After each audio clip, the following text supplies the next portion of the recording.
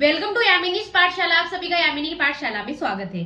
आज हम डिस्कस करेंगे रक्त विस्त्रावण, यानी कि हमने जो रक्त मोक्षण के दो प्रकार पढ़े कि अनुशस्त्र से रक्त मोक्षण की विधि और शस्त्र विस्त्रावण या शस्त्रकृत जो रक्त मोक्षण विधि है। तो अपन ने अनुशस्त्र से रक्त मोक्षण की विधि के बारे में हमने सारी देख ली है पिछली वीडियो में। अब हम पढ़ेंगे कि शस्त्र के द्वारा रक्त का मोक्षण किस प्रकार से किया जाता है या रक्त का निराकरण किस प्रकार से किया जाता है। तो दो तरीके हैं इसके, एक तो है प्रच्छान विधि और एक है शिरा वेदन विधि। तो दोनों की हम प्रयोग विधि के बारे में या फिर ऐसा कि उससे रक्त मोक्षण या रक्त निराकरण किस तरीके से किया जाता है उसके बारे में हम देखेंगे। तो ये दो शस्त्रकृत जो रक्त मोक्षण होता है वो दो प्रकार का होता है, प्रच्छान और शिरावेद। प्रच्छान का जो है वो सिंपल प्रोसेस होता है। प्रच्छान में केवल अपनी स्किन पर कट लगाया जाता है और जो भी रक्त बाहर निकलता है उस रक्त का निराकरण या रक्त का मोक्षण कर दिया जाता है। ठीक है, तो ये क्या होता है, इसके ऊपर कट लगाया जाता है, ये एक शस्त्र प्रदित होता है। इसके अलावा जो प्रच्छान का जो प्रयोग है, प्रच्छान का प्रयोग हम पिंडित रक्त के द्वारा, यानी कि जब हमारे शरीर में रक्त जो है वो पिंडित रूप में उपस्थित होता है या फिर एक गिठान के रूप में उपस्थित होता है, तब हम किसका प्रयोग करते हैं, प्रच्छान का प्रयोग करते हैं, ताकि कट लगाने से वो पिंड जो होता है वो फूट जाए या फट जाता है, जिसके कारण रक्त बाहर निकल जाता है। तो प्रच्छान का प्रयोग इस संदर्भ में किया जाता है। अब जो मेन है इसमें दूसरा आता है शिरावेदन। शिरावेदन का मतलब होता है जो हमारे शरीर में जो शिराएं होती है, जो वेन्स होती है, उस वेन्स के अंदर जब इंजेक्शन से अपन रक्त को बाहर निकालते हैं उस विधि को हम क्या कहते हैं, शिरावेदन विधि कहते हैं। अब सबसे पहले शिरावेदन जो होती है रक्त विस्तारण का संवहन, अर्थात शिरा क्या करती है, हमारे रक्त का क्या करती है, संवहन, यानी रक्त को इधर से उधर हमारे संपूर्ण अवयवों एवं प्रत्यंगों में डालती है या भेजती है। शरण कार्य होने से शिरावेदन, अर्थात ये क्या करती है, शिराओं में क्या होता है, हमारे ब्लड का या हमारे रक्त का क्या होता है, शरण होता है। इसके अलावा हमारे शरीर में 700 शिराएं होती है। 700 शिराओं में जो लगभग 4 प्रकार जो है, 4 प्रकार से शिराएं बटी हुई होती है। 4 प्रकार, यानी एक होती है वातजवह शिरा, दूसरी होती है कफजवह शिरा, तीसरी होती है पित्तजवह शिरा और लास्ट होती है रक्तवह शिरा। ठीक है, 4 प्रकार की शिरा होती है। इसी प्रकार प्रत्येक शिरा जो होती है वो 175 प्रत्येक शिराओं की संख्या होती है, यानी कि वातज जो शिरा होती है वो भी 175, पित्तज जो शिराएं होती है वो भी 175, कफज जो शिराएं होती है वो भी 175 और जो रक्त शिराएं होती है वो भी 175 होती है। इस तरीके से 700 शिराएं जो होती है वो 4 भागों में डिवाइड होती है। फिर अगला आता है कि शिरावेदन जो है वो किस तरीके से किया जाता है। तो इसका भी हम पूर्व कर्म, प्रधान कर्म और पश्चात कर्म में इस पूरे कॉन्सेप्ट को समझेंगे। तो सबसे पहले आता है पूर्व कर्म। पूर्व कर्म का मतलब होता है कि सबसे पहले अपन को उसके योग्य एवं अयोग्यता के बारे में, कि कौन से व्यक्ति शिरावेदन के योग्य व्यक्ति है और कौन से व्यक्ति जो है वो शिरावेदन के अयोग्य व्यक्ति है। अर्थात योग्य व्यक्तियों में रक्त दूषित सभी विकार, अर्थात जिस व्यक्ति को रक्त से दूषित जितने भी विकार उत्पन्न होते हैं, ऐसे व्यक्ति जो होते हैं उनको शिरावेदन कराना चाहिए। विसर्प, विद्रद्धि एवं भ्रम वाले व्यक्तियों को, अर्थात जिसको विद्रद्धि हो रहा हो, भ्रम यानी उसे चक्कर आ रहे हो, ऐसे व्यक्तियों को भी शिरावेदन कराया जाता है। प्लीहा वृद्धि, गुल्म यानी कि जब आपके शरीर में गिठान बन जाती है, ऐसे व्यक्तियों का भी शिरावेदन कराया जाता है। अग्निमांद्य, ज्वर, कुष्ठ, वात रक्त, मुख रोग या नेत्र रोग, रक्तपित्त या अम्लोदगार, यानी जिसको खट्टी डकारें आती है, एसिडिटी की जिसको प्रॉब्लम होती है, ऐसे व्यक्तियों का क्या कराया जाता है, शिरोवेदन या शिरावेदन कराया जाता है। फिर आते हैं अयोग्य व्यक्ति, कि कौन से व्यक्तियों का शिरावेदन नहीं कराना चाहिए। तो अत्यंत दुर्बल व्यक्तियों का, डरपोक व्यक्तियों का, मद्यपित यानी कि जो अल्कोहल का प्रयोग करता हो, परिश्रम से थके व्यक्तियों का, रात्रि जागरण यानी कि जो क्या करता हो, रात में ज्यादा जागने का जिसका काम हो, वमन विरेचन, जिसको वमन या विरेचन कराया जाता है, ऐसे व्यक्तियों को, अस्थापन अनुवासन बस्ती वाले व्यक्तियों को, तीव्र ज्वर यानी जिसको तेज बुखार आ रही हो, ऐसे व्यक्तियों को, गर्भिणी यानी जो प्रेग्नेंट लेडी होती है, ऐसे व्यक्तियों को भी शिरावेदन नहीं कराया जाता। और पिपासित यानी जो प्यासा होता है या जो जिसको पानी की आवश्यकता होती है, ऐसे व्यक्तियों को भी शिरावेदन नहीं कराया जाता। तो ये तो हो गए इसके योग्य एवं अयोग्य व्यक्ति। फिर इसका आता है काल, कि कौन से काल में हमें शिरावेदन कराना चाहिए और कौन से काल में हमें शिरावेदन नहीं कराना चाहिए। तो मतलब जब आपको शिरावेदन का एक निश्चित काल होता है, अति शीत न हो, अर्थात ना तो ज्यादा ठंड में हमें शिरावेदन कराना चाहिए, अति उष्ण न हो, अर्थात न ज्यादा गर्मी हो रही हो, तब शिरावेदन नहीं कराना चाहिए, तीव्र हवा न हो, इसके अलावा जब प्रकृति में तीव्र हवा की उपस्थिति हो, ऐसे एनवायरमेंट में भी हमें शिरावेदन नहीं कराना चाहिए। वर्षा ऋतु में शिरावेदन नहीं कराना चाहिए, या शीत मध्याह्न में आप क्या करा सकते हो, बीच के समय में आप शिरावेदन का प्रयोग करा सकते हो। फिर आते हैं आवश्यक उपकरण। आवश्यक उपकरण क्या क्या होते हैं।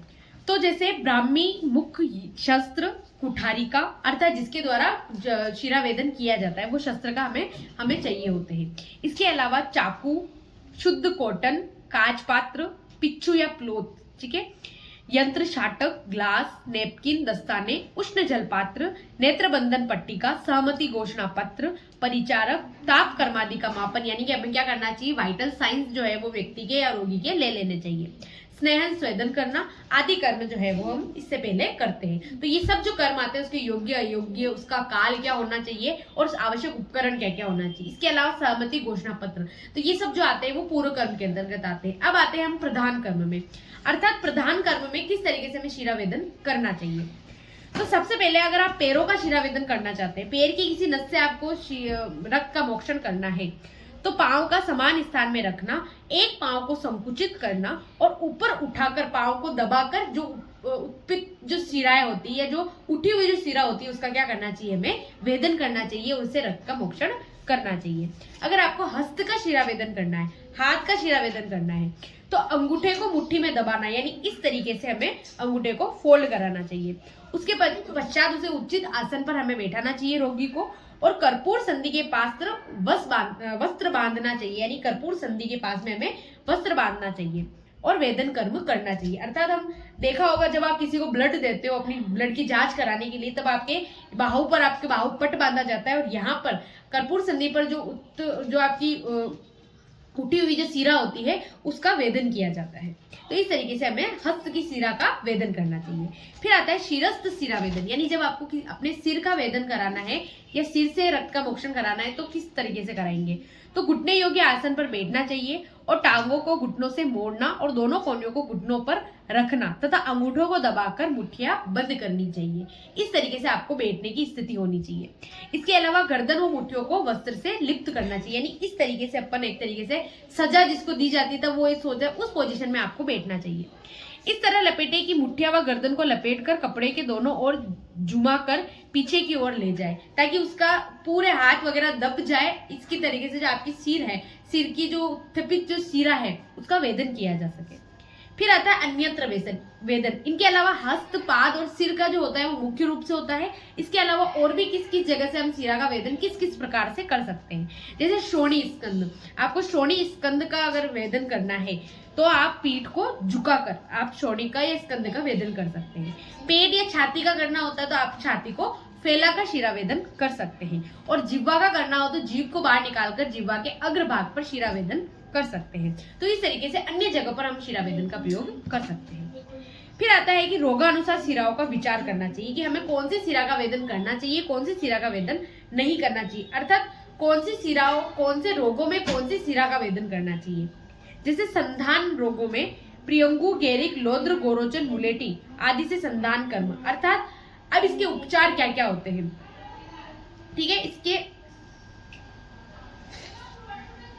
अब शिरावेदन की निरीक्षण एवं उपचार, अर्थात आप किसी व्यक्ति का शिरावेदन करते हैं, अगर उसमें कोई उपद्रव उत्पन्न हो जाते हैं तो उसका निरीक्षण किस प्रकार से करेंगे और उनका उपचार किस प्रकार से करेंगे। जैसे कि इसके जो है वो शिरावेदन के 4 उपचार या उपद्रवों से जो बताए गए हैं वो 4 प्रकार बताए गए हैं, संधान, स्कंद, पाचन और दहन, ठीक है।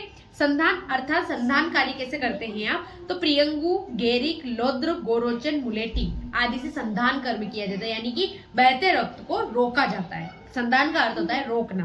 फिर आता है स्कंदन, शीत द्रव्यों का उपयोग, रक्त स्तंभन, शीत जल परिसेचक, बर्फ को व्रणोपचार, यानी बर्फ को क्या बोलते हैं उसको, बर्फ को लगाना चाहिए और न्यूग्रोध आदि गण कषाय शीत परिषेक करना चाहिए, जिसके कारण भी आपका जो बहता हुआ जो रक्त है वो रुक जाएगा। फिर आता है पाचन, अर्थात भस्म व क्षार का प्रयोग करके क्या कर सकते हो, रक्त का पाचन कर सकते हो। दहन कर्म, अर्थात रक्त यदि बह रहा है तो दग्ध कर्म से भी रक्त को रोका जाता है। इस तरीके से आप रक्त अगर बह रहा है या फिर रक्त का मोक्षण ज्यादा हो गया है, अति योग हो गया है, उस समय आप क्या क्या उपचार कर सकते हो। तो ये 4 प्रकार के उपचार बताए गए हैं, ठीक है। इसके अलावा दुष्ट शिरा का निरीक्षण, यानी कि जो दुष्ट शिराएं हैं उनका निरीक्षण हम किस किस प्रकार से करते हैं। तो दुर्विधा, अब वो कौन कौन सी होती है, सबसे पहले उनके हमें नाम। तो दुर्विध जो शिरा होती है, दुर्विधा जो शिरा होती है या दुष्ट शिरा जो होती है वो 20 प्रकार की होती है। दुर्विधा, अतिविधा, कुंचिता, पिच्छिता, कुट्टिता, अप्रसूता। अत्य उद्दीर्णता, अंतःविधा, परिशुष्का, कुविता, वणिका, वेणिका, अनुस्थित विधा, शस्त्रकृत, तिर्यक विधा, अपविधा, अत्यधा, धेनुका, विद्रुता, पुनः पुनः विधा, सिरा, स्नायु, अस्थि, मर्म विधा। ये जो होती है वो कितने प्रकार की, 20 प्रकार की जो होती है वो दुष्ट शिराएं होती है। इसके बाद में आता है कि इसका पश्चात कर्म, यानी कि आपको रक्त मोक्षण की या शिरावेद के पश्चात कर्म में कौन कौन से कर्म करने चाहिए। तो सबसे पहले परिहार्य विषय होते हैं, अर्थात आपको न तो ज्यादा ठंड में रहना चाहिए और न ज्यादा गर्मी में रहना चाहिए। लघु अग्नि दीपन आहार का सेवन करना चाहिए। एक सप्ताह में एक बार आपको रक्त मोक्षण, अर्थात आपको रक्त मोक्षण 2-3 बार कराना है, तो एक सप्ताह में केवल एक बार ही रक्त मोक्षण का प्रयोग करना चाहिए। शीत व घृत परिषेक, इसके अलावा आपको शीत का प्रयोग करना चाहिए या घृत का प्रयोग करना चाहिए। अति शीत निवास, यानी कि आपको क्या करना चाहिए, ज्यादा ठंडे प्रदेश में निवास नहीं करना चाहिए। दिवाशयन, आपको दिन में नहीं सोना चाहिए। अति व्यायाम, यानी आपको ज्यादा परिश्रम या व्यायाम नहीं करना चाहिए। अति मैथुन कर्म, आप ज्यादा मैथुन कर्म भी नहीं करते। इसके अलावा वयानुसार 16 वर्ष से कम और 70 वर्ष से अधिक व्यक्तियों का शिरावेदन नहीं कराया जाता। स्वस्थ व्यक्ति का शिरावेदन नहीं करना चाहिए। इसके अलावा जिसको जरूरत ही नहीं है ऐसे व्यक्ति का भी शिरावेदन नहीं करना चाहिए। शिरावेदन न होने पर अगले 15 दिन तक स्नेहन स्वेदन कर्म कर पुनः शिरावेदन, बाई चांस किसी की शिरा का वेदन नहीं हो पाता है या फिर शिरा से रक्त निर्हरण नहीं हो पाता है, तो ऐसी स्थिति में पुनः हमें स्नेहन स्वेदन करना चाहिए और 15 दिन के बाद रक्त मोक्षण या शिरावेदन कराना चाहिए। शमन शोधन चिकित्सा, इसके अलावा जिस रोग के लिए आपने शिरावेदन का प्रयोग किया है, जिस रोग के लिए आपने शिरावेदन से रक्त का निर्हरण करवाया है, उस रोग का हमें शमन शोधन की चिकित्सा करनी चाहिए। जैसे जिस व्याधि के लिए रक्त मोक्षण किया है उस व्याधि की औषधियों का प्रयोग करना। फिर आता है तापमान परीक्षण, अर्थात आप क्या कर सकते हो, तापमान का परीक्षण कर सकते हो कि भाई जिस तरीके से आपने पूर्व कर्म में उनके वाइटल साइंस लिए थे उसी प्रकार पश्चात कर्म में पुनः उनके वाइटल साइंस लेने, ताकि उनमें कोई चेंजेस आया है तो हम उनकी जो है उपचार कर सके। अर्थात टेम्परेचर, बीपी या पल्स आदि की हमें क्या करना चाहिए, पुनः उसका मापन करना चाहिए। तो इस तरीके से शिरावेदन के द्वारा रक्त मोक्षण विधि को हमने समझा। इसी के साथ इस वीडियो को हम यही खत्म करते हैं। मिलते हैं एक नई वीडियो के साथ, एक नई टॉपिक के साथ। आप मेरे चैनल पर नए हैं तो मेरे चैनल को सब्सक्राइब कीजिएगा। Thank you so much for watching. धन्यवाद।